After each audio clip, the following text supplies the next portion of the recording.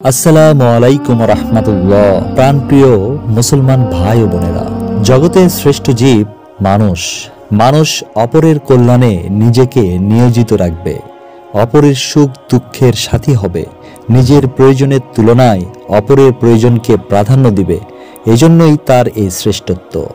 যারা আচার আচরণে, চলাফেরায়, ওঠা বসায়, এক কথায় জীবনের সকল পরিস্থিতিতে শ্রেষ্ঠত্বের প্রমাণ পেশ করতে পারে, তারাই প্রকৃত মানব। মনীষী ও মহামনীষী হিসেবে আখ্যা পাওয়ার যোগ্যতা তারাই রাখে।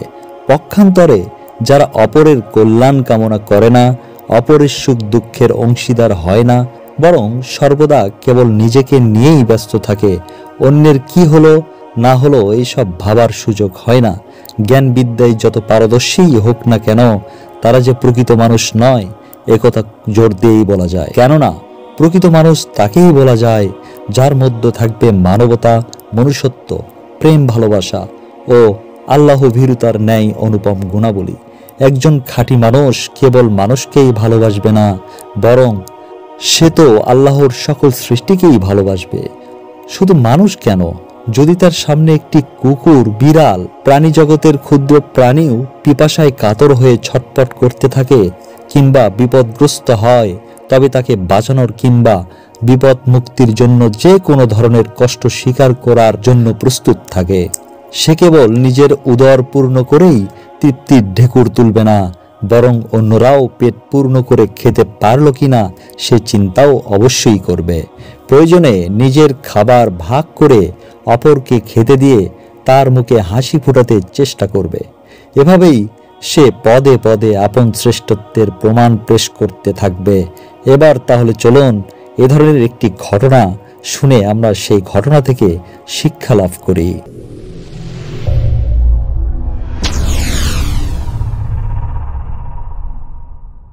প্রিয় মুসলমান ভাই ও বোনেরা, রাসূলুল্লাহ সাল্লাল্লাহু আলাইহি ওয়াসাল্লামের প্রিয় দৌহিত্র হযরত হাসান রাদিয়াল্লাহু আনহু একদিন তিনি ভ্রমণের উদ্দেশ্যে হাঁটতে হাঁটতে মদিনার একটি খেজুর বাগানে গিয়ে উপস্থিত হলেন। বাগানে ছিল একটি হাবশী গোলাম। বাগানের মালিক গোলামটিকে পাহারাদারে নিযুক্ত করেছেন। হযরত হাসান রাদিয়াল্লাহু আনহু বাগানের মনলোভা দৃশ্যাবলী দেখতে দেখতে সামনে এগিয়ে চলছেন। কিছু দূর যাওয়ার পর তিনি দেখলেন হাবশী গোলামটি রুটি খাচ্ছে, তার সামনে একটি কুকুর বসা। হযরত হাসান রাদিয়াল্লাহু আনহু দাঁড়িয়ে গেলেন। তিনি লক্ষ্য করে দেখলেন হাবশী গোলাম নিজে যে কয়টি রুটি খেলো, কুকুরকেও সেই পরিমাণ রুটি খেতে দিল, একেবারে সমান বন্টন। একটি কুকুরের সাথে এমন সুন্দর হৃদয়পূর্ণ আচরণ দেখে হযরত হাসান রাদিয়াল্লাহু আনহু বিস্মিত হলেন। ভাবলেন যে কুকুরকে সবাই নিকৃষ্ট প্রাণী বলে, সেই প্রাণীর সাথে মানুষের এমন অনুপম আচরণ, এ তো সত্যি আশ্চর্যের ব্যাপার। সুতরাং এ সম্পর্কে গোলামের সাথে আলাপ না করলেই নয়। হযরত হাসান রাদিয়াল্লাহু আনহু কৌতূহলী মন নিয়ে গোলামের কাছে গেলেন। বললেন, ভাই, ব্যাপার কি? আমি দূর থেকে দেখলাম তুমি যে পরিমাণ রুটি খেলে ঠিক সেই পরিমাণ রুটি কুকুরকে খাওয়ালে। নিজের ও কুকুরের মাঝে এরূপ সমতা রক্ষার কারণ কি? তুমি তো ইচ্ছে করলে কুকুরকে 2-4টা টুকরো দিয়েই বিদায় করে দিতে পারতে। জবাবে সে বলল, হুজুর, অবস্থা দেখে আমি বুঝলাম কুকুরটি অনেক দূর থেকে এসেছে এবং ক্লান্ত দেহ নিয়ে আমার সামনে এসে বসে পড়েছে। মানুষ হলো পৃথিবীর শ্রেষ্ঠ জীব। তার শ্রেষ্ঠত্বের দাবি কি এটা নয় যে তার কাছে কেউ কিছু আশা করলে সে যথাসম্ভব তার আশা পূরণের চেষ্টা করবে? তার কি এটা নৈতিক দায়িত্ব নয় যে সে দুর্বল, অসহায় ও অনাথদের পাশে দাঁড়াবে, আল্লাহ পাকের সৃষ্টিকে ভালোবাসবে? কাজেই আমি এই কুকুরের জন্য যা করেছি তা আমার কর্তব্যবোধ ও শ্রেষ্ঠত্বের প্রমাণ হিসেবেই করেছি। সুবহানাল্লাহ। একটি হাবশী গোলামের মুখ থেকে এমন সুন্দর কথা শুনে হযরত হাসান রাদিয়াল্লাহু আনহু মুগ্ধ হলেন। বললেন, বাবা, তুমি যা বলেছো ঠিকই বলেছো। দুনিয়ার সকল মানুষ যদি তোমার মতো সুন্দর মনোভাবের হতো, সকলেই যদি অপরের কল্যাণ কামনা করাকে নিজের নৈতিক দায়িত্ব বলে মনে করত, তবে পৃথিবীটা আরো সুন্দর হতো, মানুষ আরো বেশি সুখ শান্তিতে থাকতে পারত। বিশ্বাস করো, এই অনুপম আচরণের মাধ্যমে সত্যিই তুমি আমার হৃদয়ে স্থান করে নিয়েছো। সুবহানাল্লাহ। এতটুকু বলে হযরত হাসান রাদিয়াল্লাহু আনহু একটু থামলেন। তারপর জিজ্ঞেস করলেন, বাবা, এ বাগানের মালিককে? হাবশী বলল, বাগানের মালিক আবান বিন উসমান। মালিকের পরিচয় পেয়ে হযরত হাসান রাদিয়াল্লাহু আনহু দেরি করলেন না। তিনি হাবশির কাছ থেকে বিদায় নিয়ে মালিকের বাড়ি অভিমুখে রওনা দিলেন। বেলা তখন দ্বিপ্রহর, মরুর সূর্য তখন মধ্য গগনে, চারিদিকে প্রচন্ড উত্তাপ। হাসান রাদিয়াল্লাহু আনহু এই গরমের মধ্যেই চলে গেলেন বাগানের মালিক আবান ইবনে উসমানের বাড়িতে। আবান ইবনে উসমান তখন কি একটা কাজে ব্যস্ত ছিলেন। হযরত হাসান রাদিয়াল্লাহু আনহু এর উপস্থিতি টের পেয়ে তিনি হতভম্ব হয়ে গেলেন। ভাবলেন, এই প্রচন্ড গরমে নিশ্চয়ই তিনি বিশেষ কোনো কথা বলতে এসেছেন। তাই তিনি তাড়াতাড়ি উত্তম রূপে আদর আপ্যায়ন শেষে জিজ্ঞেস করলেন, হযরত, বিশেষ কোনো উদ্দেশ্যে এসেছেন কি? হযরত হাসান রাদিয়াল্লাহু আনহু বললেন, হ্যাঁ, আমি একটি বিশেষ উদ্দেশ্য নিয়েই আপনার বাড়িতে আগমন করেছি।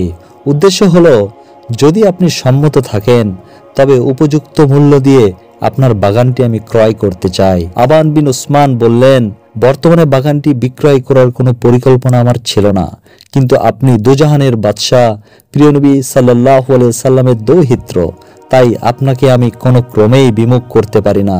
আপনি যখন উহা ক্রয় করতে চেয়েছেন, আমি এখন তা বিক্রি করতে সম্মত আছি। সুবহানাল্লাহ। হযরত হাসান রাদিয়াল্লাহু আনহু জিজ্ঞেস করলেন, আপনার এই বাগানের মূল্য কত? উত্তরে আবান বিন উসমান যে মূল্য বললেন, হাসান রাদিয়াল্লাহু আনহু সঙ্গে সঙ্গে তা পরিশোধ করে দিলেন। তারপর বললেন, আপনার বাগান রক্ষণাবেক্ষণের দায়িত্বে নিয়োজিত আপনার গোলামটিও আমি কিনে নিতে চাই। আবান বিন উসমান তাতেও সম্মত হলেন এবং গোলামের উপযুক্ত মূল্য বুঝে দিলেন। বাগান ও বাগানের পাহারাদারকে ক্রয় করে হযরত হাসান রাদিয়াল্লাহু আনহু পুনরায় বাগানে এসে গোলামকে বললেন, ভাই, এই বাগানটি আমি তোমার মালিক থেকে ক্রয় করে নিয়েছি। এখন তোমাকে আমি এই বাগানের মালিক বানিয়ে দিলাম। সুবহানাল্লাহ। আর শোনো, তোমার মালিক থেকে উপযুক্ত মূল্য দিয়ে তোমাকেও ক্রয় করে নিয়েছি। তুমি এখন স্বাধীন, মুক্ত, তোমাকে আমি আজাদ করে দিলাম। সুবহানাল্লাহ। স্বাধীন হওয়ার খবর শুনে গোলাম খুশি হয়ে বলল, আল্লাহ আপনার মঙ্গল করুন, আমাকে মুক্ত করে আমার উপর অনেক দয়া করলেন। আমি চিরকাল কৃতজ্ঞ থাকব। আপনার এই অনুগ্রহ কখনোই আমি ভুলব না। আমার সবচেয়ে বেশি আনন্দ লাগছে এই জন্য যে আমি স্বাধীনভাবে হজ করতে পারবো এবং জিহাদেও অংশ নিতে পারবো। তবে একটি জিনিস নিয়ে আমি মহা সমস্যায় পড়ে গেলাম, আর তা হলো, আপনি আমাকে এই বিশাল বাগানটি দান করে দিয়েছেন। এখন আমি চিন্তা করছি, এত বড় বিশাল বাগান নিয়ে আমি কি করব? আমি গোলাম ছিলাম, এখন আপনার অনুগ্রহে স্বাধীন হয়েছি। আমার ভয় হচ্ছে, যদি আমার মালিকানায় এত বিরাট একটি বাগান থাকে তবে সেটার দেখাশোনা ও হেফাজত করতে গিয়ে আমার দিনের কাজে অনেক কমতি হয়ে যাবে। সুতরাং আমি জনগণের কল্যাণের জন্য বাগানটি দান করে দিলাম। আশা করি এজন্য আপনি মনে কোনো কষ্ট নেবেন না। সুবহানাল্লাহ। প্রিয় মুসলমান ভাই বোনেরা, একটু চিন্তা করে দেখুন, একজন মানুষের মধ্যে কি পরিমাণ দয়া মায়া থাকলে সে একটি কুকুরকে নিজের খাবার সমানভাবে বন্টন করে দিতে পারে, আর কি পরিমাণ নির্লোভ অন্তর হলে এত বিশাল একটি বাগান পেয়েও তা হাতছাড়া করে দিতে পারে। হে আল্লাহ, তুমি আমার ভিডিও শ্রোতাদেরকে তাদের হৃদয়কে মমতায় পূর্ণ করে দাও এবং তাদের অন্তরকে নির্লোভ অন্তরে পরিণত করে দাও। সুবহানাল্লাহ। তবে ভিডিওটি শেষ করার আগে এই সম্পর্কিত 3টি হাদিস আপনাদের সামনে তুলে ধরব। হযরত আব্দুল্লাহ ইবনে ওমর রাদিয়াল্লাহু আনহু হতে বর্ণিত, রাসূলুল্লাহ সাল্লাল্লাহু আলাইহি ওয়াসাল্লাম বলেছেন, যারা অন্যের প্রতি দয়া করে পরম করুণাময় আল্লাহ তাআলা তাদের প্রতি দয়া প্রদর্শন করেন। সুতরাং তোমরা জমিনবাসীদের প্রতি দয়া করো, তাহলে যিনি আসমানে আছেন তিনিও তোমাদের প্রতি দয়া করবেন। সুবহানাল্লাহ। হযরত আনাস রাদিয়াল্লাহু আনহু থেকে বর্ণিত এক হাদিসে রাসূলুল্লাহ সাল্লাল্লাহু আলাইহি ওয়াসাল্লাম বলেন, সমগ্র সৃষ্টি আল্লাহ তাআলার পরিচয় বহনকারী। অতএব আল্লাহর কাছে অধিক প্রিয় ওই ব্যক্তি যে তার পরিবারে অর্থাৎ সৃষ্টির জীবের সকল মঙ্গল কামনা করে। অপর এক হাদিসে রাসূলুল্লাহ সাল্লাল্লাহু আলাইহি ওয়াসাল্লাম ইরশাদ করেন, যে ব্যক্তি আমার কোনো উম্মতকে শান্তি দানের নিমিত্তে তার একটি প্রয়োজন পূর্ণ করলো, সে আমাকে খুশি করলো, আর যে আমাকে খুশি করলো সে আল্লাহকে খুশি করলো, আর যে আল্লাহকে খুশি করলো আল্লাহ তাআলা তাকে বেহেশতে প্রবেশ করাবেন। সুবহানাল্লাহ। প্রিয় দর্শক ভাই ও বোনেরা, সবাই ভালো থাকবেন, সুস্থ থাকবেন। আসসালামু আলাইকুম ওয়া রাহমাতুল্লাহ।